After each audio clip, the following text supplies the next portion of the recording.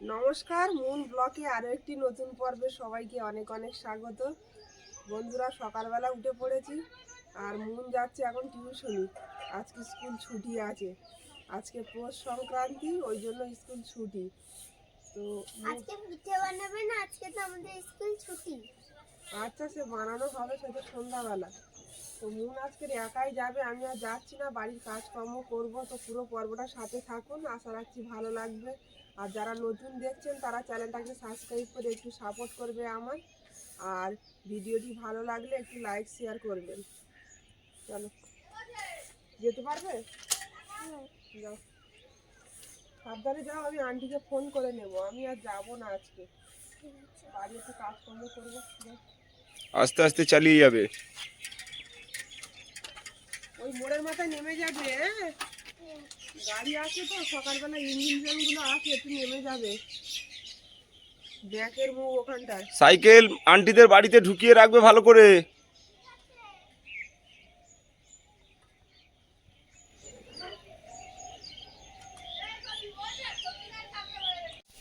সকালবেলা রান্না করতে বসে গেছি, আর রান্না হবে আজকে চাবলা চিংড়ি আলু দিয়ে তরকারি।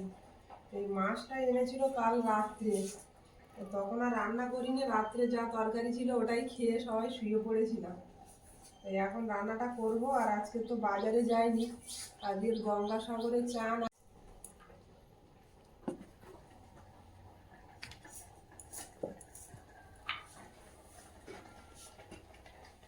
তো মশলাগুলো রেডি করে নিচ্ছি, চিংড়ি মাছটা রান্না করব।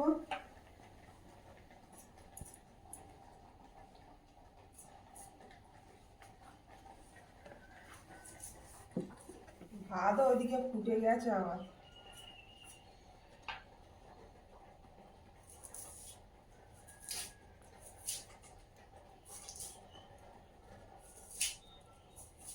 আসলে ওর তো কিডনির সমস্যা, আর ওই খিদে পেলে সহ্য করতে পারে না। কিডনির ধারে কদিন ধরে বলছে ব্যথা ব্যথা করছে, কি করবো তো বুঝতে পারছি না। চেক আপে নিয়ে যাওয়ার কথা ছিল 3 বছর, মানে সার্জারি করার 3 বছর পর, সেখানে 60 বছর হয়ে গেল, যাওয়ার হচ্ছে না। কোন দিকে যাবো তো কিছুই বুঝতে পারছি না। এদিকে ঘর বাড়ির এই অবস্থা, কলকাতা ডাক্তার দেখাতে বলে এখানে দেখাবো না, এখানে একেবারে ওখানে গিয়ে চেক আপ করবো, এই কথাই বল।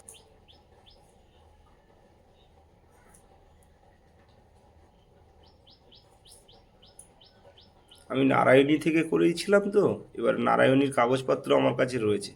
আর ওখানে খুব কম পয়সায় হয়েছিল সার্জারিটা। আর ওখানে গিয়ে চেক আপ করবো প্রথমত, তারপরে যদি সার্জারি করতে হয় করবো। চিন্তাভাবনা আছে এরকম। তুমি অত ব্যস্ত হচ্ছ কেন? সময় হলে দেখবে ঠিক চলে যাবো। মাঝে মাঝে যখন বলে যে কিডনিটা ব্যথা করছে, তখন তো একটা টেনশনেরই কথা। কারণ বাড়ির একজনই ইনকামের মানে কর্তা, তার যদি কিছু হয়, যেটা তো একটা চিন্তারই বিষয়।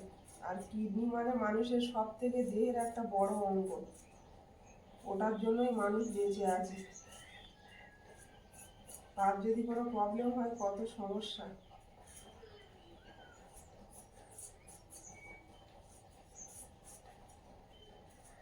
তো কাল সারা রাত আমি ঘুমোতে পারিনি, বলছে আবার কিডনির ধারে ব্যথা হচ্ছে, যন্ত্রণা হচ্ছে। ও এমনি বলে না সহজে, খুব না হলে বলে না, এটাও একটা বড় সমস্যা। ওর চেপে রাখে সব কথা।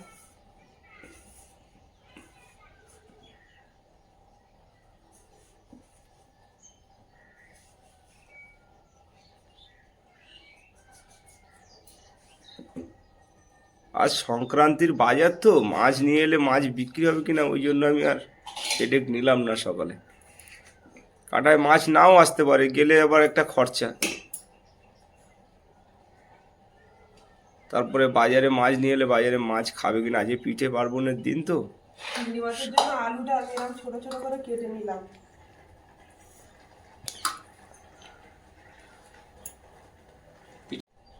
সঙ্গে একটু বেগুন ভাজা করব, বেগুনটা কেটে নিচ্ছি। বেগুনগুলোর মধ্যে সব পোকা। তো তো আমি পোকা বেগুন কাঁড়া বেগুন তো কাল বললাম, কেনাই হয়েছে তো পোকা বেগুন। পচেও যাচ্ছে দেখেছো, ফেলে দাও, ওটা ফেলে দাও। যত কেটে বাদ দিচ্ছি পচা বেরোচ্ছে, নেওয়া যাবে না। যেটা খারাপ বেরোচ্ছে সেটা ফেলে দাও। পোকা বেগুনের স্বাদ বেশি গোটুপা। সে তো জানি, আমিও বাজারে গেলে পোকা বেগুনটাই কিনি।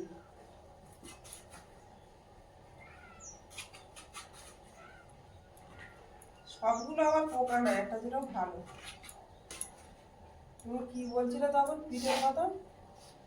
আমি বলছিলাম যে আজ তো পিঠে পায়েসের দিন, ম্যাক্সিমাম মানুষ আজকে পিঠে পায়েস একটা দিন খাবে।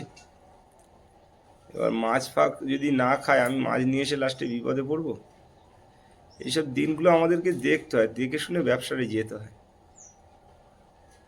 আর এতটা লংয়ে যাবো, একটা তেল খরচা রয়েছে, কাঁটায় গিয়ে যদি মাছ না আসে, চড়া দাম হয়, কিনতেও পারবো না, ওই জন্য আর বেরোলাম না।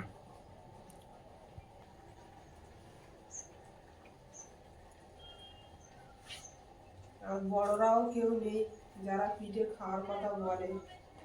বাবা খুব পছন্দ করে পিঠে। বাবা পিঠে হোক পায়েস হোক সব জিনিস বাবা খেতে ভালোবাসে। বাবাকে একটু খেতে দিলে খুব খুশি, নতুনত্ব করে। আর কালো সর্ষে 1 চামচ দিলাম, সাদা সর্ষে 1 চামচ,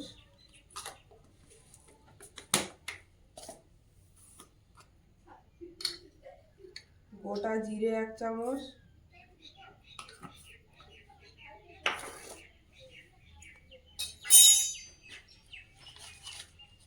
আর নিয়ে নেব কাজু বাদাম। কাজু বাদাম 8-10টা নিয়ে নেব।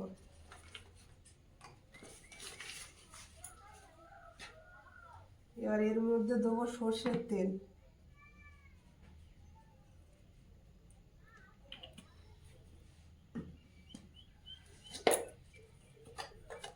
এক চামচ লবণ দিয়ে দেবো।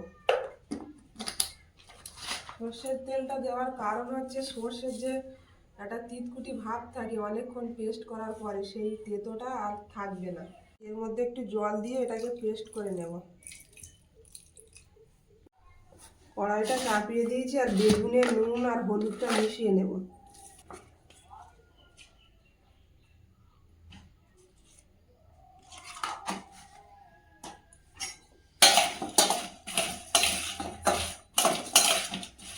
এটা আগে থেকে মিশিয়ে রাখলে কম তেলে ভাজা হয়ে যায়।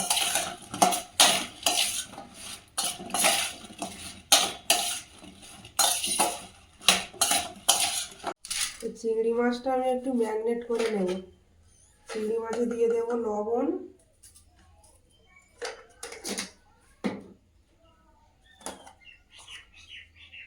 হলুদ গুঁড়ো,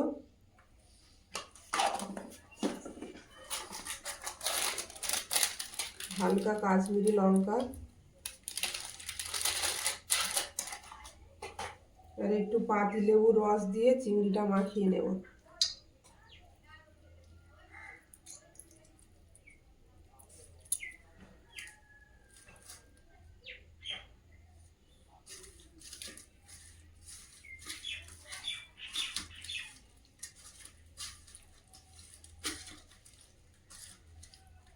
এরকম আইটেমের রান্নাগুলো ভালো লাগছে খেতে, দারুণ হচ্ছে।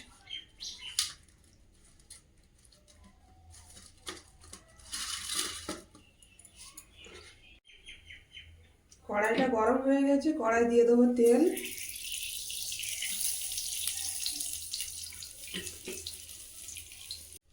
তেলটা গরম হয়ে গেছে, এবার চিংড়ি মাছগুলো দিয়ে দেবো।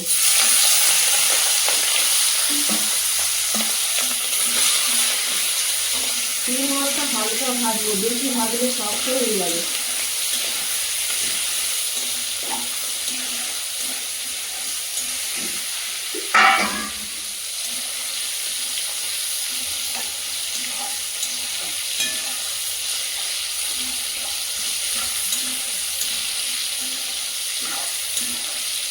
হালকা ভেজে নিয়েছি, এবার তুলে নেব।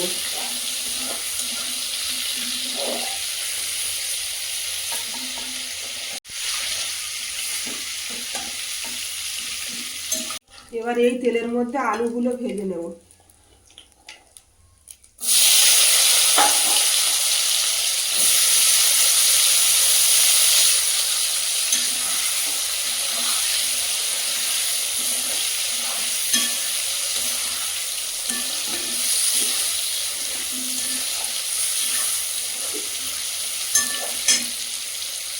সামান্য একটু হলুদ দেবো,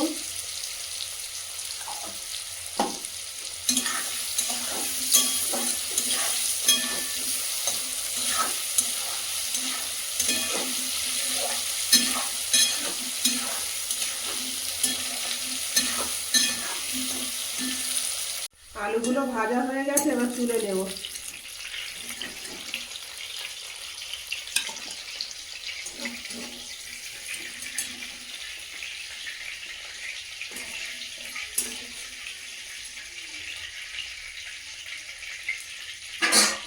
এই তেলের মধ্যে গোটা জিরে দিয়ে দেব,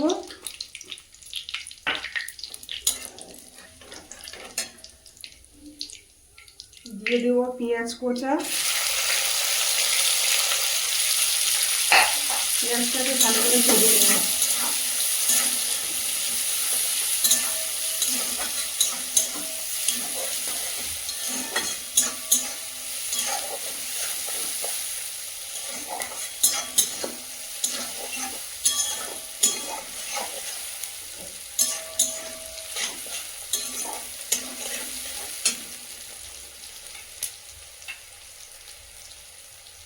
এবার কাঁচা লঙ্কা কুচিগুলো দিয়ে দেবো।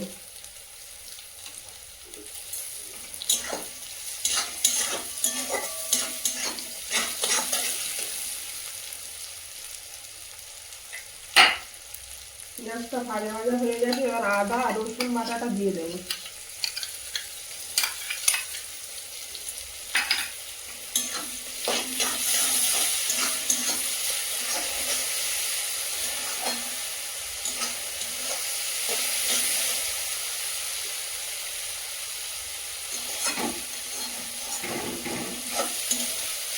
আদা রসুনটা ভাজা ভাজা হয়ে গেছে, এবার দেবো টমেটো পেস্ট।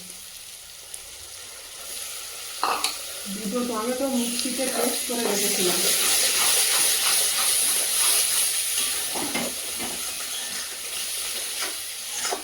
টমেটো তো আমরা বেশি ব্যবহার করি না তরকারিতে, টমেটো খাওয়া উচিত না বেশি, যেহেতু কিডনির সমস্যা, কিডনিতে কাটে, ওই জন্য খাওয়া হয় না।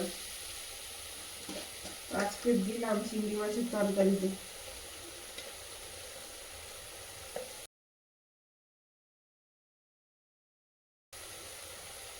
স্বাদ মতো লবণ দিয়ে দিলাম,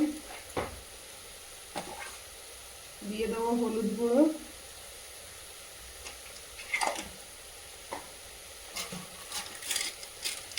কাশ্মীরি লঙ্কা,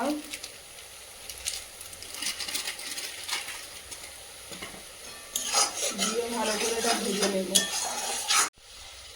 তো টমেটোটা ভাজা ভাজা হয়ে গেছে, এবার এই কাজু সর্ষে যেগুলো বেটে রেখেছিলাম ওইগুলো দিয়ে দেব। তরকারিটা দুবেলার মতো করে নিচ্ছি একেবারে।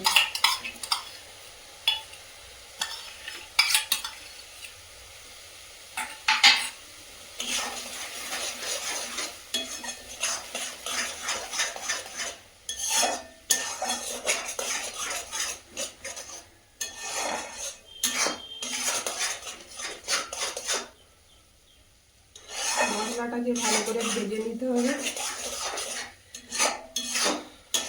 আলুটা কষানো হয়ে গেছে ভালোভাবে, এবার জল দিয়ে দেবো। এগুলো দিয়েছি আর ফুটেও গেছে ভালো।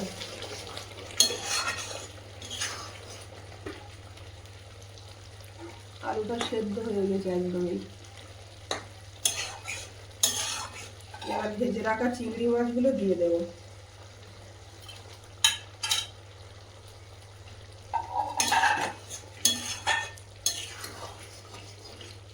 চিংড়ি মাছগুলো দিয়ে বেশিক্ষণ ফোটাবো না, 2-3 মিনিট ফুটিয়েই নামিয়ে নেব।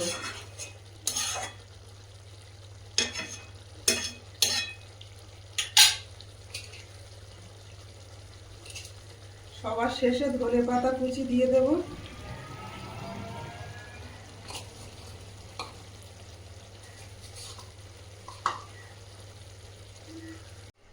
তরকারিটা আমার হয়ে গেছে, এবার নামিয়ে নেব। চাবড়া চিংড়ি দিয়ে আর আলুর তরকারি রেডি।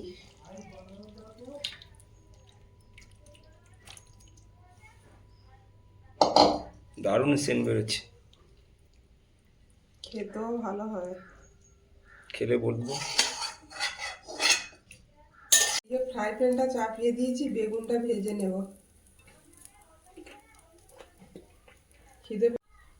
বেগুনটা দিয়ে দেবো। বেগুনটা মাখিয়ে রেখেছিলাম না, কত সুন্দর নরম হয়ে গেছে, আর অল্প তেলে ভাজা হয়ে যাবে।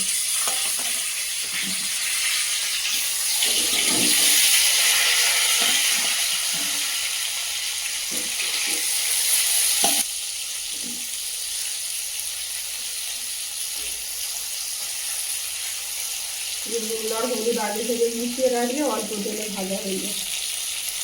বেশ কিছুক্ষণ রেখে দিতে হয়, আধা ঘন্টা মতো।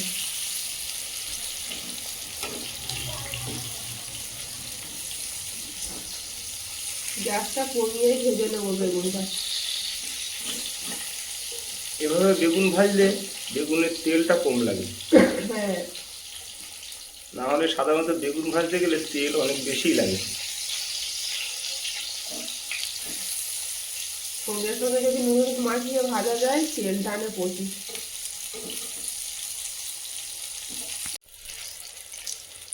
বেগুনগুলো এক পিট করে হয়ে গেছে। বেগুনগুলো ভাজা হয়ে গেছে, এবার নামিয়ে নেব। বেগুনগুলো ভাজলাম, তেল কিন্তু যেমন দিয়েছিলাম তেমনই আছে, দেখো। এই তেলের মধ্যে এই বেগুনগুলো আবার দিয়ে দেবো।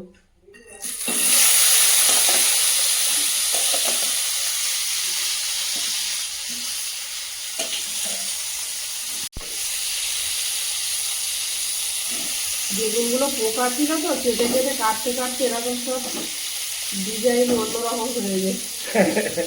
ডিজাইন অন্যরকম হয়ে গেছে না? যা রান্না করলাম দুবেলা চলে যাবে আমাদের। আর সন্ধ্যাবেলা দেখে একটু পিঠে পায়েস করা যায় নাকি। মনের জন্য তো করতেই হবে, আমরা না খাই না খাবো।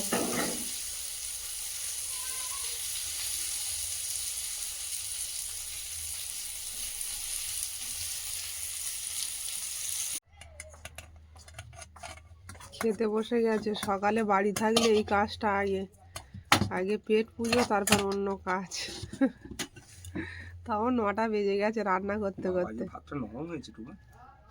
তুমি তো নরম ভাত ভালোবাসো। বেগুন ভাজাটা হেভি লাগছে। কাঁচা লঙ্কা নেবে? একটা দিলে ভালো হতো। লঙ্কা ঝাল আছে? ঝাল নেই না? ঝাল আছে, সেন্টও আছে খুব সুন্দর। বুলেট লঙ্কা না, বুলেট লঙ্কার একটা স্বাদই আলাদা। চিংড়ি মাছ দেখে নাও। চাবড়া চিংড়ি এইভাবে রান্না করলে ভালো লাগে খেতে। শুধু ঝাল করলেও ভালো লাগে। চাবড়া চিংড়ি, নদীর চিংড়ি একটা স্বাদ সম্পূর্ণ আলাদা। যেভাবে করবে সেভাবেই ভালো লাগবে চাবড়া। মা প্রচুর পরিমাণে নদী থেকে ধরছে তো এই মাছ। চাবড়া চিংড়ি না? চাবড়া চিংড়ি, হ্যাঁ। চিংড়ি মাছের চপ বানিয়েও খাওয়া যায়।